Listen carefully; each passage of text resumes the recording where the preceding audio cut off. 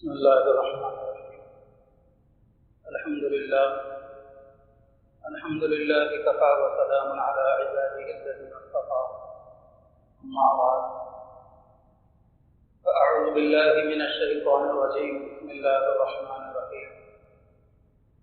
إن أول بيت وضع للناس للذي ببكة مباركا وهدى للعالمين فيه آيات بينات مقام إبراهيم ومن دخله كان آمنا ولله على الناس حج البيت من استطاع إليه سبيلا ومن كفر فإن الله غني عن العالمين.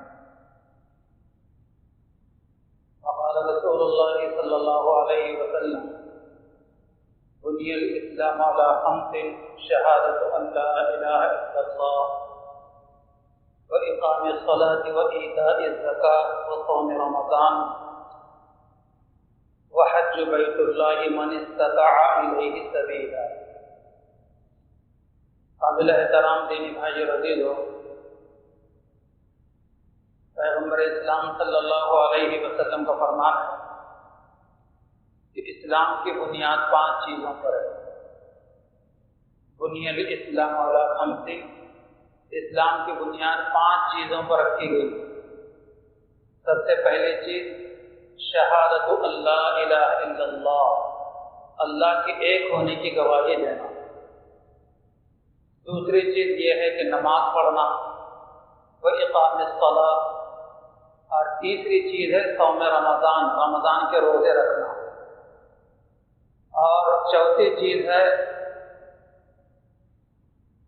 وہ اداء الزکاۃ، زکوٰۃ ادا کرنا. اور 5ویں چیز ہے حج بیت اللہ من استطاع الیہ سبیلا، بیت اللہ کا حج کرنا جو وہاں تک پہنچنے کی استطاعت رکھتا ہے. یہ 5 چیزیں ہیں جس پر اسلام کی بنیاد ہے. ان 5 چیزوں کو اسلام کی بنیاد بھی کہا جاتا ہے اور انہی 5 چیزوں کو اسلام کے فرائض بھی کہا جاتا ہے. جو مسلمان ان 5 چیزوں پر عمل کرتا ہے، اللہ تبارک و تعالیٰ پورے اسلام پر عمل کرنے کی صلاحیت اس میں پیدا فرماتے ہیں. یہ بات جگہ یوں لکھا ہے کہ جو مسلمان ان 5 چیزوں پر عمل کرتا ہے، اللہ تبارک و تعالیٰ ماباقی سارے دین پر عمل کرنا اس کے لیے آسان کر دیتے. خدا کرے کہ ان 5 چیزوں پر عمل کرنے والے بنے تاکہ سارے دین پر ہمارا عمل بھی آسان ہو اور عمل کی صلاحیت بھی ہمارے اندر پیدا ہو. حج اسلام کا سب سے آخری رکن ہے اور حج جو ہوتا ہے کعبے کا ہوتا ہے، اور کعبہ جو ہے شہر مکہ میں ہے، اور شہر مکہ عرب ملک سعودیہ عربیہ کے اندر ہے. اور وہ شہر مکہ پوری دنیا کے بیچوں بیچ ہے. پوری دنیا کے اندر پہلے پانی ہی پانی تھا. جب اللہ نے دنیا کو آباد کرنا چاہا انسان سے، تو پانی کے اندر ایک بلبلے کی اتنی زمین اللہ پاک نے بنائی. ایک پانی کا بلبلہ جتنا ہوتا ہے، کبوتر کے انڈے کے اتنا زمین سمندر میں بنی، اور پھر پانی سمندر اسی کو ٹکراتا رہا، جس کی وجہ سے وہ پانی کے بلبلے کی اتنی زمین، ایک کبوتر کے انڈے کی اتنی زمین، پانی ٹکرانے کی وجہ سے ایک اینٹ کی اتنی بنی جس میں آج ہماری اینٹ ہوتی ہے. اللہ تبارک و تعالیٰ نے اسی ایک اینٹ زمین کو پھیلایا، یہاں تک پھیلایا جہاں تک آج پوری دنیا کے اندر زمین پھیلی ہوئی ہے. اور جہاں سے پانی کا بلبلہ تیار ہوا تھا اور جہاں اینٹ تیار ہوئی تھی پانی ٹکرانے کی وجہ سے، وہ مقام اصل میں وسط عالم ہے، اصل عالم ہے، مرکز عالم ہے. اور اس جگہ پر جہاں وہ پانی کا بلبلہ اگا تھا اور اینٹ بنی تھی، وہاں پر آج کعبۃ اللہ بنا ہوا ہے. وہیں پر کعبۃ اللہ بنا ہوا ہے. اس لیے اس کو پوری دنیا کی ناف بھی کہا جاتا ہے. جیسے ہمارے پیٹ کے اندر ناف ہے، بومبی جسے ہم کہتے ہیں، یہ بدن کے بیچوں بیچ ہے، ناپو تو یہاں سے اوپر بھی اتنا ہی ہے، نیچے بھی اتنا ہی ہے۔ تو کعبۃ اللہ سے پوری دنیا کو اگر ناپا جائے تو ہر طرف اتنی ہی دنیا ہے، اور کعبۃ اللہ بالکل بیچوں بیچ ہے۔ اصل عالم اس اعتبار سے کہا جاتا ہے کہ کلکم بنو آدم، کہ تم سب کے سب لوگ آدم سے پیدا کیے گئے ہو، آدم کی اولاد ہو۔ وہ آدم من تراب، اور آدم علیہ السلام کو اللہ تعالیٰ مٹی سے بنایا ہے۔ اور سب سے پہلے مٹی کہاں بنی؟ جہاں آج کعبۃ اللہ موجود ہے۔ انسان 4 چیزوں کا مجموعہ ہے جن کو عناصر اربعہ کہا جاتا ہے۔ انسان 4 چیزوں کا مجموعہ ہے جن کو ہم عناصر اربعہ کہتے ہیں: آگ، پانی، ہوا، مٹی۔ ہم میں یہ چاروں چیزیں موجود ہیں۔ ان 4 چیزوں سے انسان بنا ہے۔ اصل خلقت اس کی جو ہے مٹی سے ہے، لیکن یہ چاروں چیزیں انسان کے اندر موجود ہیں۔ اور آدم علیہ السلام کو مٹی ہی کے باضابطہ گارے بھون کر بنایا گیا تھا، پھر اس میں روح ڈالی گئی تھی۔ اور ہم جو غذائیں کھاتے ہیں وہ ساری کے سارے غذائیں زمین ہی سے اگتی، مٹی ہی کے اندر سے اگتی ہے۔ اسی اعتبار سے ہماری اصل عالم جو کہلایا، ہماری اصل بھی مٹی ہی ہے، مرکز عالم بھی، پوری دنیا کا مرکز بھی وہی ہے۔ تمام انبیاء علیہ السلام جتنے دنیا میں تشریف لائے ہیں، سارے انبیاء علیہ السلام نے کعبۃ اللہ کا طواف کیا ہے، جس کی وجہ سے ہر پیغمبر کی امت دل و جان سے چاہتی تھی کہ کعبۃ اللہ کا طواف کرے اور کرتی رہی۔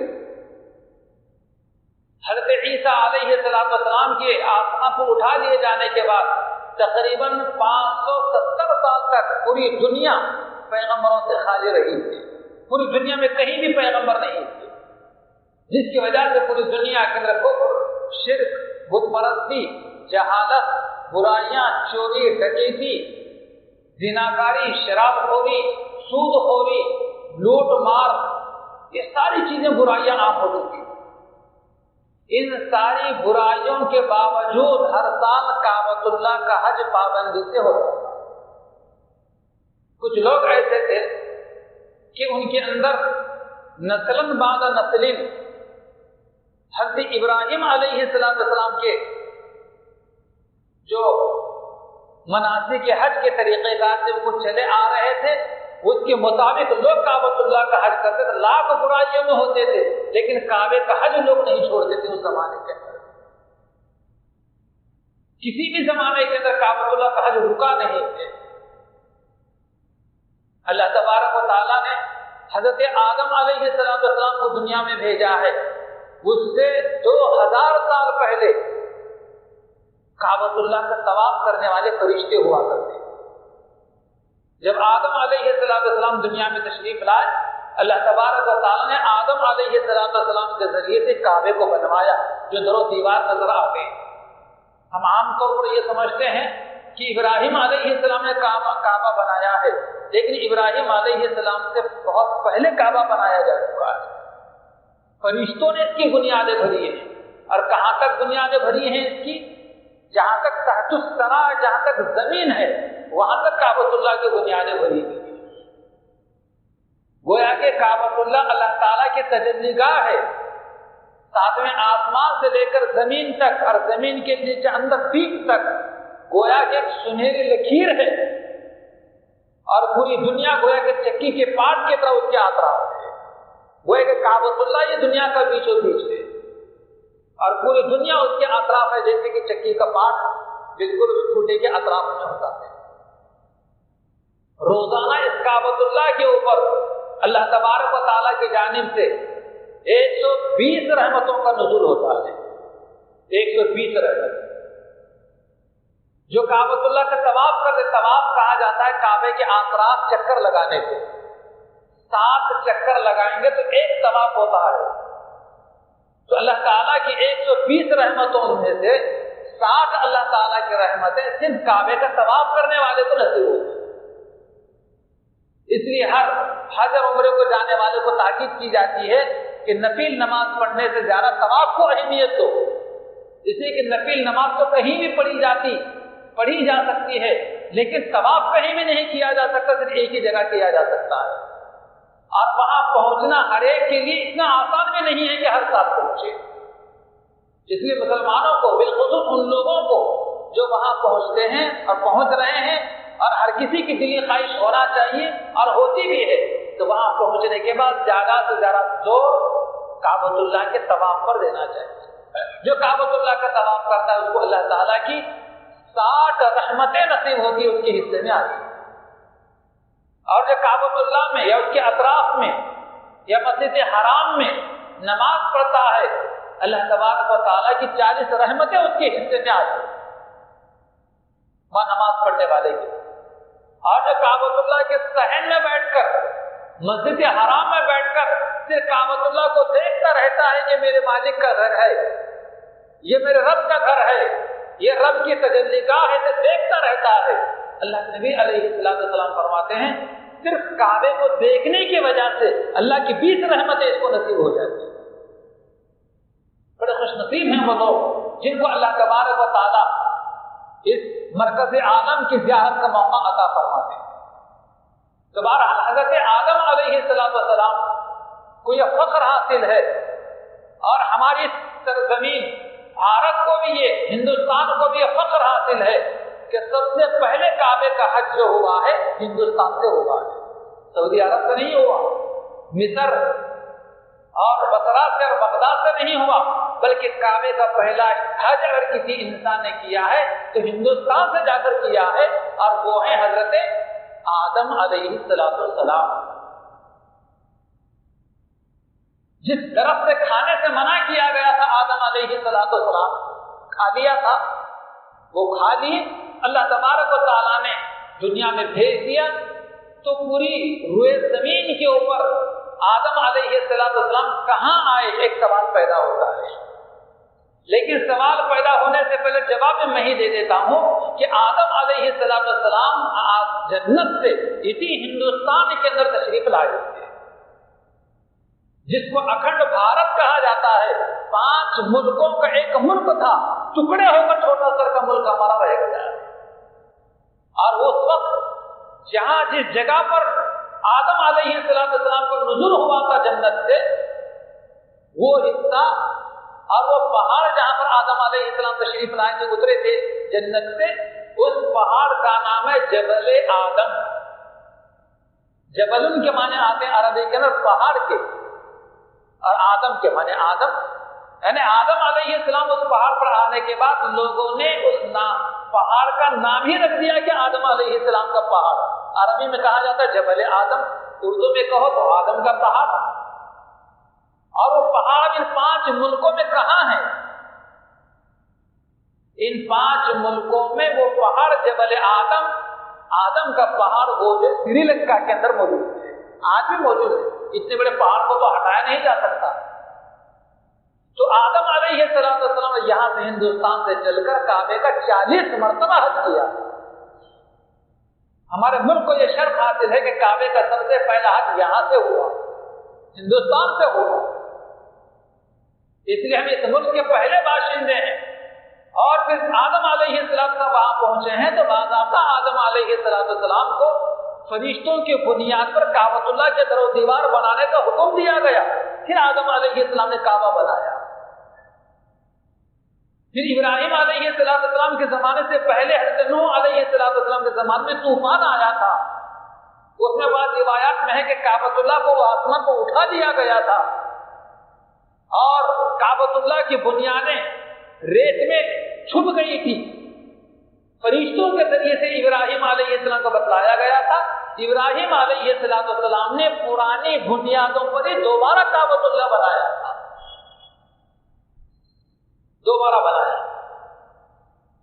اس اعتبار سے معمار اول حضرت آدم ہیں، اور معمار ثانی کعبۃ اللہ کے حضرت ابراہیم ہیں۔ حضور پاک صلی اللہ علیہ وسلم کے زمانے سے پہلے کعبۃ اللہ 9 مرتبہ بنایا گیا، 9 مرتبہ، اور حضور کے بعد 3 مرتبہ काबतुल्लाह बना है। ये बात किताब में लिखा है कि 2 मरतबा। हुजूर पाक अलैहिस्सलाम की उम्र मुबारका जब 35 साल की थी, अभी हुजूर को नबी नहीं बनाया गया था, तो मक्का मुकर्रमा के कुरैश ने काबतुल्लाह को मुनहदिम करके दोबारा अफ्सरेनो नया काबा बनाने की बिल्कुल तैयारी की। लेकिन सरमाया रुपया पैसा इतना था कि जितना आज काबा है उतना ही बना सकते थे। मुकम्मल पूरा जो इब्राहिम अलैहिस्सलाम और आदम अलैहिस्सलाम के जमाने में था उतना नहीं बना सकते, इतना सरमाया रुपया पैसा नहीं था। इसलिए काबतुल्लाह का एक हिस्सा उन्होंने छोड़ दिया, अलग कर दिया, जिसको आज हतीम कहा जाता है। एक इतनी सर की दीवार गोल बनी हुई है, वो भी काबतुल्लाह का अंदरूनी हिस्सा है, लेकिन पैसों के अखराजात की कमी की वजह से उतने हिस्से को बाजू में कर दिया गया, वहां एक दीवार उठा दी गई है और काबे का हिस्सा कम कर दिया गया। इब्राहिम अलैहिस्सलाम के जमाने में जो काबा था उसके 2 दरवाजे थे। हुजूर के जमाने में जो काबा बनाया गया, कुरैश ने बनाया, उसमें एक दरवाजा रखा, मगरिबी दरवाजे को बंद कर दिया गया।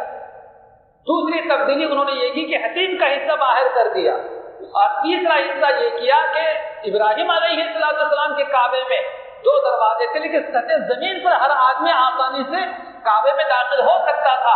लेकिन कुरैश मक्का ने हुजूर के 35 साल के उम्र में जो काबा बनाया, उसमें जो है तकरीबन जमीन से 5-5.5 फीट ऊपर काबे का चौखट रखा।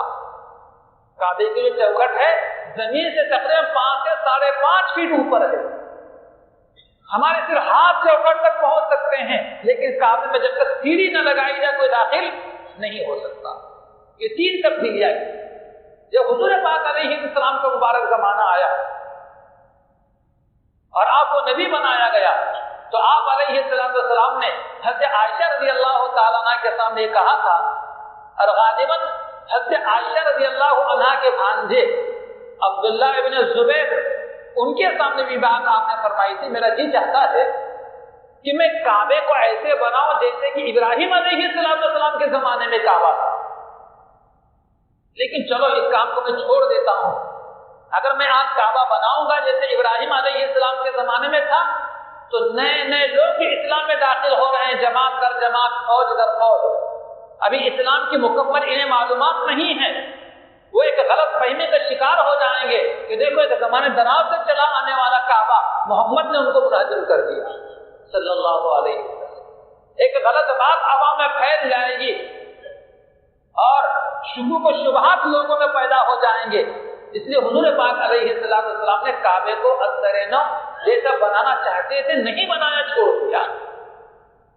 लेकिन खुलफाए राशिदीन के जमाने के बाद, खुलफा राशिदीन 4 लोगों को कहा जाता है, हजरत अबू बकर, हजरत उमर, हजरत उस्मान, हजरत अली। इन 4 लोगों को खुलफाए राशिदीन कहा जाता है। एक के बाद दीगर ये लोग 4 खलीफा हुए हैं। इन चारों की खिलाफत के जमाने के बाद, हजरत अमीर माविया रज़ियल्लाहु ताला की खिलाफत के बाद जो है मक्का मुकर्रमा पर कुछ दिनों के लिए जो हुकूमत कायम हुई थी, कुछ बरसों के लिए, वो हजरत आयशा रज़ियल्लाहु अन्हा के भांजे अब्दुल्ला इब्न ज़ुबैर की हुकूमत कायम हुई। क्योंकि हुजूर का वो फरमान सुने हुए थे, क्या फरमान, कि मेरा जी चाहता है कि मैं काबा ऐसे बनाऊं जैसे कि इब्राहिम अलैहिस्सलाम के जमाने के अंदर था, वो हतीम का हिस्सा भी काबे में शामिल करूं, 2 दरवाजे रखूं, एक दाखिल होने के लिए, दूसरा बाहर निकलने के लिए, और काबतुल्लाह के चौखट जमीन लेवल पर हो। लेकिन नहीं बना सके थे हुजूर, लोग गलत फहमी का शिकार हो जाएंगे इसलिए। लेकिन अब्दुल्ला इब्न ज़ुबैर जब हाकिम बने, खलीफा बने मक्का मुकर्रमा के, कोई रोकने वाला नहीं था, तो उन्होंने हुजूर के मंशे के मुताबिक, हुजूर के दिली ख्वाहिश के मुताबिक, हुजूर के दिली मुराद के मुताबिक पुराने काबतुल्लाह के दर दीवार को तोड़कर, गिराकर, जैसा हुजूर चाहते थे, जैसे इब्राहिम अलैहिस्सलाम के जमाने में काबा था, वैसा काबा बना दिया। 2 दरवाजे रखे, हतीम का हिस्सा अंदर ले लिया, चौखट जमीन लेवल पर रखे। लेकिन जालिमुल उम्मत हज्जाज इब्न यूसुफ, जिसने हजारों सहाबा को शहीद करवाया है, وہ مکہ مکرمہ پر فوج کشی کیا، حملہ کیا، جس کی وجہ سے حضرت عبداللہ بن زبیر بھی شہید ہو گئے اور حجاج بن یوسف کی حکومت مکہ میں قائم ہو گئی۔ اب اس کی طبیعت سے یہ بات گوارا نہیں کی کہ حکومت میری ہو، زمانہ میرا ہو اور میرے دشمن کا کعبہ جس کے لوگ رہتی دنیا تک تعریف کرتے رہیں، یہ بات اسے گوارا نہیں ہوئی۔ لوگوں کو ورغلایا اس نے، حجاج بن یوسف نے کیا ورغلایا کہ لوگوں، عبداللہ بن زبیر وہ آدمی ہے جس نے حضور کے زمانے کا کعبہ منہدم کر دیا، یہ ورغلایا۔ عبداللہ بن زبیر نے حضور کے زمانے میں جو کعبہ موجود تھا اس کعبے کو منہدم کر دیا، یہ بہت بڑی غلطی کی انہوں نے۔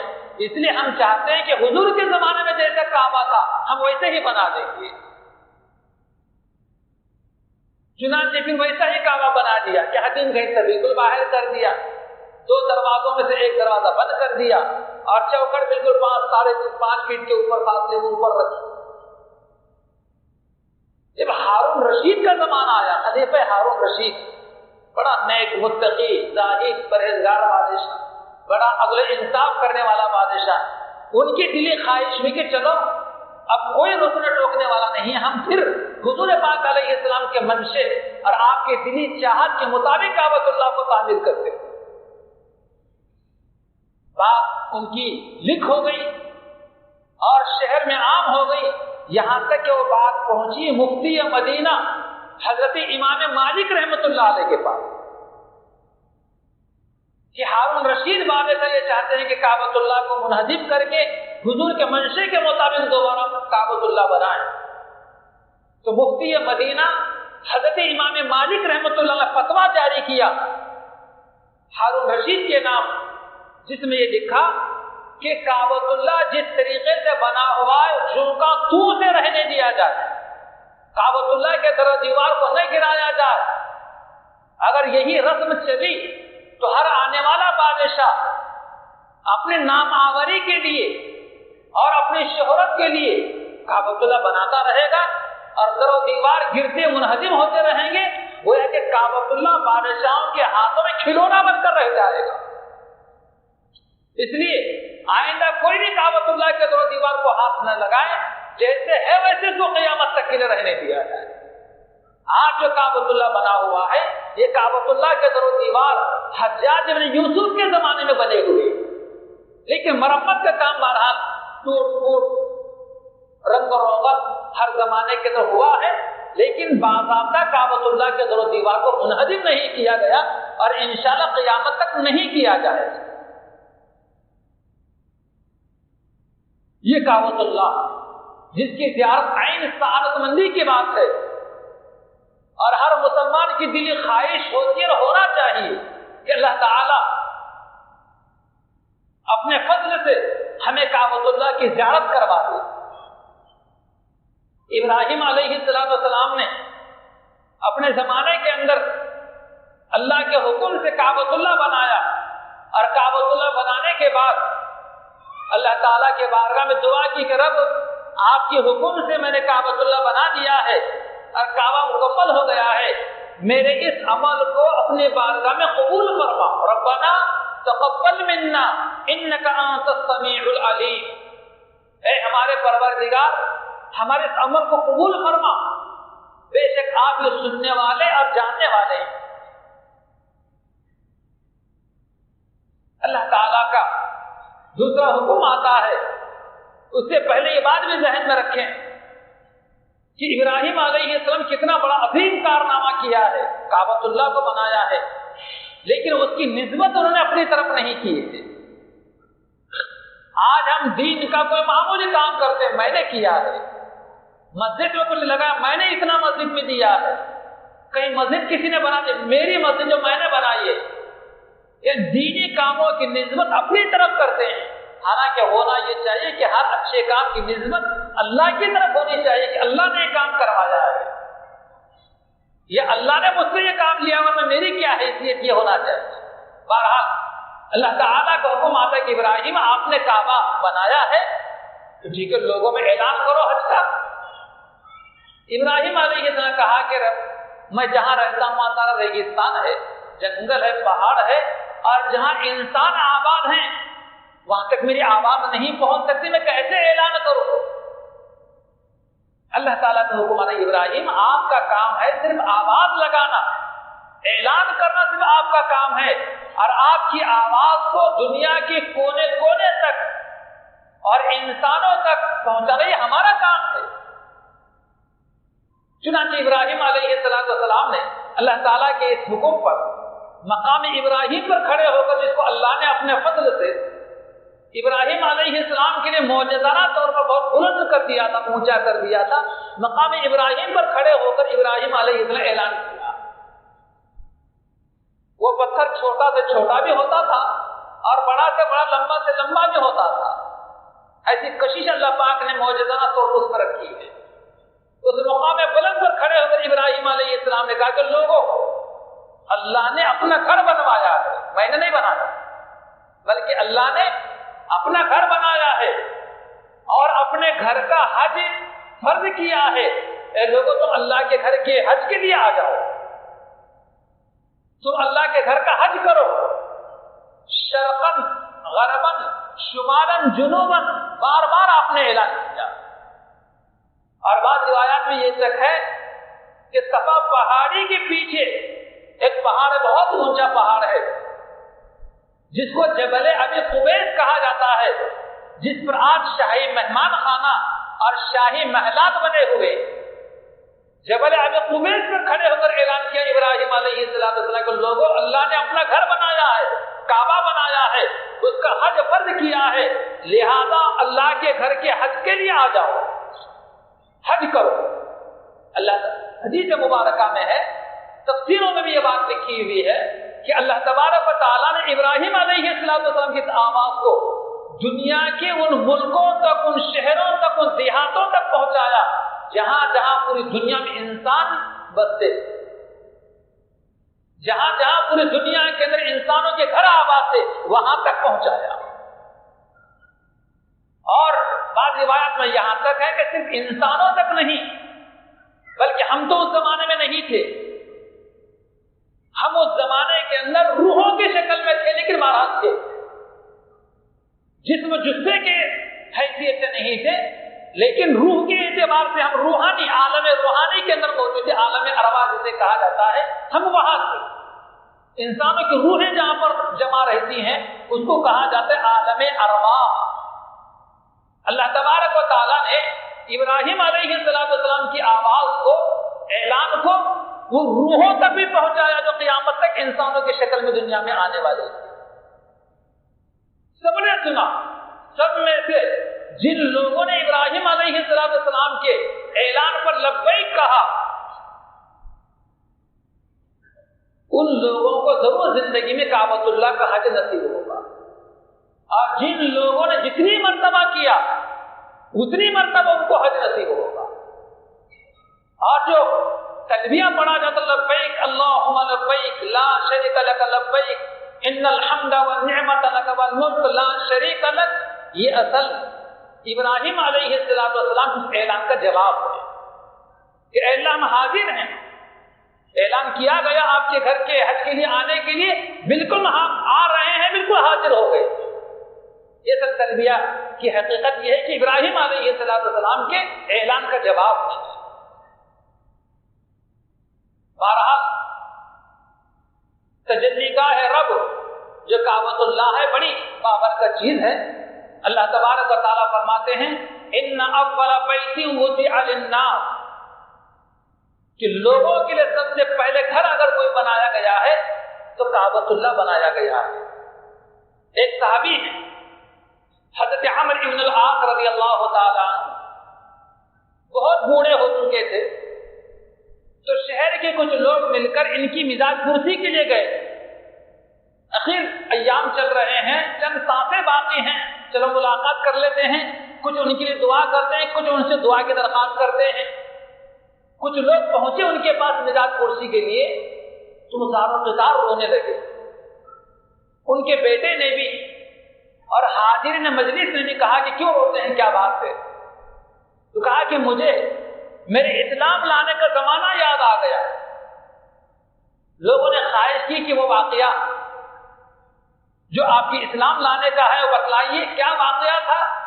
تو حضرت عمرو ابن العاص رضی اللہ تعالیٰ عنہ نے اپنے اسلام لانے کا واقعہ بیان کیا زندگی کے بالکل آخری دنوں کے اندر۔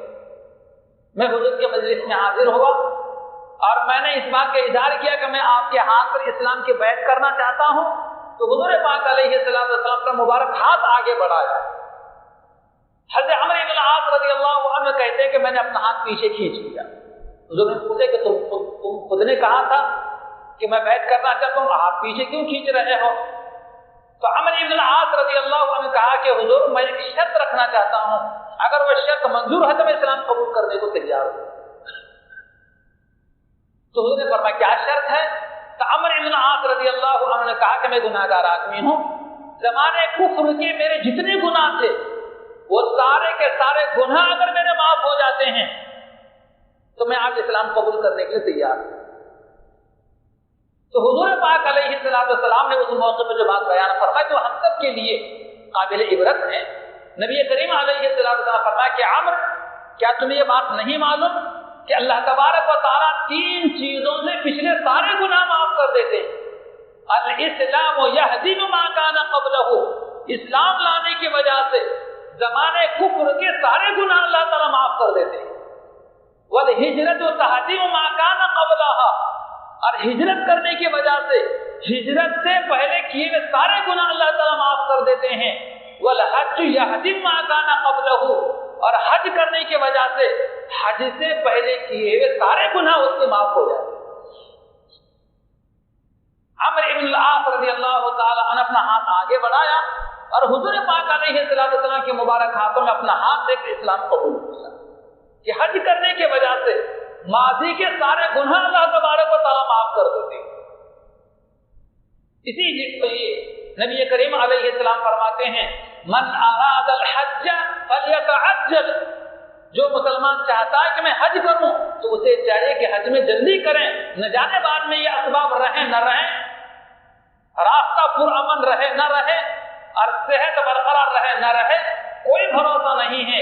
اس لیے من اراد الحج فلیتعجل، جو حج کا ارادہ رکھتا ہے تو جلدی کرے کہ آپ ایک تجلی گاہ رب کے پاس پہنچ رہے ہیں، اور جہاں جس تجلی گاہ رب پر روزانہ اللہ تبارک و تعالیٰ کی 120 رحمتوں کا نزول ہوتا ہے، اور ہر حج کو جانے والا اور عمرے کو جانے والا جنت کی 2 چیزوں کو اپنے سر کی آنکھوں سے دیکھ کر آتا ہے، ایک ہے حجر اسود اور دوسرے رکن یمانی۔ اللہ تبارک و تعالیٰ قیامت کے دن رکن یمانی اور حجر اسود کو زبان بھی دیں گے اور آنکھ بھی دیں گے۔ جن لوگوں نے حج عمرہ کیا تھا ان لوگوں کے حق میں گواہی دیں گے کہ رب ذوالجلال یہ وہ مسلمان ہیں جو آپ کے گھر کے دیدار کے لیے آ کر ہمارا لمس کیا تھا، ہمیں چھوا تھا، ہماری سفارش ان کے حق میں قبول فرما۔ اس لیے حج کو جانے والوں کو چاہیے کہ حجر اسود کا بوسہ ملتا ہو آسانی کے ساتھ میں لینا بھی چاہیے، ہاتھ لگانے کا موقع ملتا ہو تو ہاتھ بھی لگانا چاہیے، ساتھ ہی ساتھ رکن یمانی اس سے پہلے کا جو کونا ہوتا ہے رکن یمانی اس کو بھی لمس کرنا چھونا چاہیے۔ یہ 2 کونے کعبۃ اللہ کے قیامت کے دن جن کو آنکھ بھی دیے جائیں گے اور زبان بھی دیے جائیں گے، جن لوگوں نے ان کو چھوا تھا دیکھا تھا ان کے حق میں سفارش کریں گے، گواہی۔ اللہ تعالیٰ سے دعا ہے کہ اللہ تعالیٰ ہم سب کے لیے کعبۃ اللہ کا حج کرنا اور کعبۃ اللہ کا دیدار کرنا آسان فرمائے، اور اللہ تعالیٰ اس کے اسباب بھی ہمارے لیے پیدا فرمائے۔ آمین۔ وآخر دعوانا